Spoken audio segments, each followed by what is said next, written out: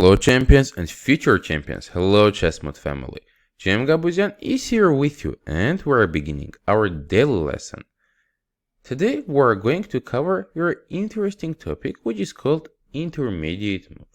What it means that sometimes when we have an obvious choice, something is hanging or we should be making some move, before that we're making an intermediate move and which is exponentially improving our position. So we're trying to make a big value out of it.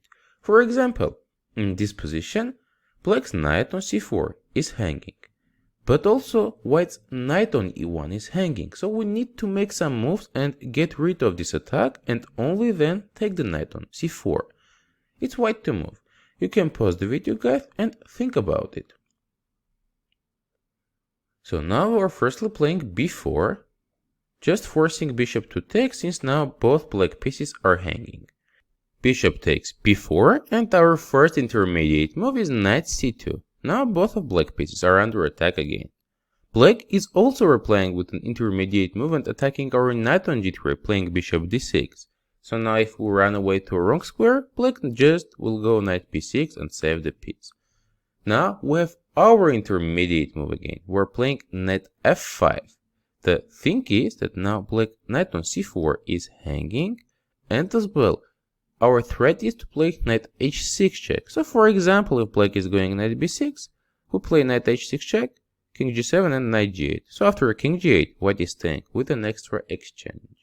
If after knight f5 move, black is trying to go king to g6, we're having knight h4 check, again intermediate move. Firstly we're giving the check and then we're taking the knight on c4. So after knight f5, only move logical left for black is king e6. Now we're not having checks with our knight and it's still under attack. If we take on d6, black will just take back, so it's not working. Again we're having knight h6 tempo. Since this knight is protected by bishop on c1, black's intermediary, some rook g6 or rook h8 move is not working, just we're able to take on c4, and later on with d5 check and knight f5, we will be able to save our knight on h6. So white is getting an advantage in this position, guys. This was the introduction to the topic. Let's now go ahead and see our next example. Now we're having an interesting position where many pieces are hanging. White is attacking opponent's queen, but our rook and queen are under attack as well. So if we try to take now on d7, black will just take on e4. It's not working. I offer you guys to pause the video and think, what would you play in this position? If you are trying to make intermediate move with queen e5 check, it's not working unfortunately because there is f6. Black is just attacking white queen again. It's not the case. So instead of going queen to e5, we need to play better. White is beginning with a very strong rook g6 move. The idea is that if black is now deciding to take, we have intermediate queen e5 check, and after black king is going to any square, we're able to take on d7. So this is the idea of rook g6 move.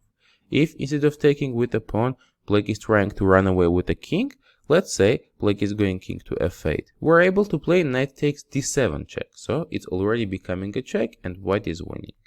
If black is trying to go now with the king to the h file, let's say king to h7, we're having another very good rook h6 check. It's a double check move. And after king h6, queen h4, which is our intermediate check, king g7, and now again queen g5, getting rid of the pawns which were attacking white queen. Next move, white is just taking black's king on d7, so getting a huge advantage and winning the game. King h7, knight takes d7. Very simple, but at the same time beautiful example beginning with rook g6, guys. So this kind of tactical shots are very important to understand. When many pieces are hanging, you can be always looking for intermediate moves. Let's go ahead to see the next one. In this position, it's white to move again, guys. You can pause the video and think, what would you do in this position? Since black queen is not protected right now, it's a good reason to have a tactical shot.